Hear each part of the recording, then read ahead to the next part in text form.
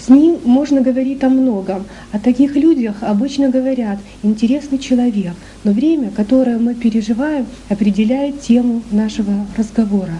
В нашей программе принимает участие командир абазинского отряда Мухаммед Абазинский Мухаммад Килба.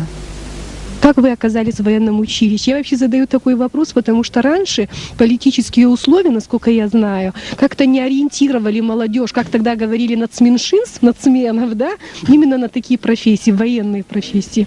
Это ваш выбор или... Я уже, по-моему, один раз говорил насчет этого. Во-первых, это выбор моего отца. Отец у нас глава семьи, как говорится, как он определит судьбу своих детей, как правило, в кавказских семьях определяет отец. И второе, пример для подражания. У меня мой брат, он сейчас полковником на Байконуре, Коцба, тоже Мухаммед. В принципе, судьба военного или профессия военного для меня не была безразлична. Вы, вот настолько я понимаю, сейчас живете исключительно нашими проблемами. Что для вас Абхазия? Абхазия – это в первую очередь земля моих предков. Наши предки все вышли отсюда, с Гудаутского района. Под Псху, там селения были. В частности, мой аул одним из последних перешел через тот Кавказский хребет, и мы оказались в Карачаево-Черкесии. Для меня также это моя родная земля, так считаю. Всю жизнь мечтал здесь быть, но волей судьбы так получилось, что только в войну я смог через перевалы прийти сюда. Вот ребята из вашей роты очень любят, в общем, своего командира, и причем каждый из них говорил, что вот особенно привлекает ваш профессионализм и так далее. Вот скажите, каков сейчас эмоциональный, душевный настрой ваших воинов? Очень крепкий. В принципе, унывать им не за что, как говорится. Ребята все молодые, в основном они прошли через Афганистан многие, через подрывный спецназ. Отбор у нас был очень прекрасный. В принципе, настрой у них очень-очень боевой. Оптимистично на все эти вопросы смотрят, в победу верят, все до единого.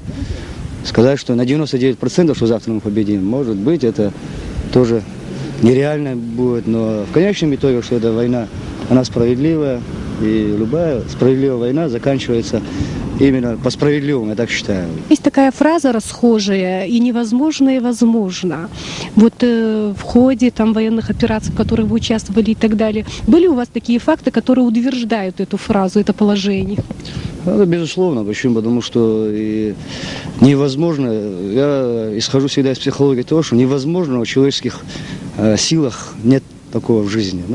Люди жаждали именно освободить свою землю. И один за 10 мог свободно решать вопросы. И реально на практике вот это невозможное именно с точки зрения науки военной. Это невозможное люди сделали, живые люди. А вот из ребят кого вы назовете? Кто делал, скажем, невозможное возможным? Ну, их очень много, я обидеть не хочу. И, в принципе, оперативную информацию мы имели, что за нами постоянно наблюдали и с воздуха, и со спутников. Военные специалисты именно такого масштаба, которые понимают это, сказали, что нашего каждого солдата, который принимал участие в штурме, он достоин был героя Советского Союза. По тем временам, я имею в виду Великой Отечественной войны. Их очень много. Многие там головы... Из погибших? Из погибших у меня, в принципе, парень очень молодой. Судьба человека, которая была очень тяжелейшая. Я с ним очень много общался. Его судьбу я знаю, и на похоронах я присутствовал, и еще как-то ближе знакомился с его родителями. И вообще его судьба для меня была такая оригинальная, действительно. Парень молодой, никогда не был профессиональным военным. Прямо на глазах вырос командиром. Это Шахров Ахаз Слахна. Погиб он, героически погиб. Вся его группа, которую он создал, подразделение его до сих пор существует. Одна из самых организованных героических солдат, очень много. Кварча, Роберт. Вот, допустим, я как человек профессиональный военный, самое тяжелое готовить экипажи БМП, профессионально их подготовить, чтобы они поражали цели с первого выстрела. Это очень сложно. Вот кто служил в армии, не знаю, допустим, пехотинца подготовить намного легче, естественно, других специальностей солдат готовить легче, а вот именно наводчик, оператор экипажа боевой машины пехоты, это подготовить очень-очень сложно. А этот парень, его никто не готовил, сама война его действительно готовила, вел огонь снайперский с первого выстрела на его, как говорится, счету было 6 единиц бронетехники.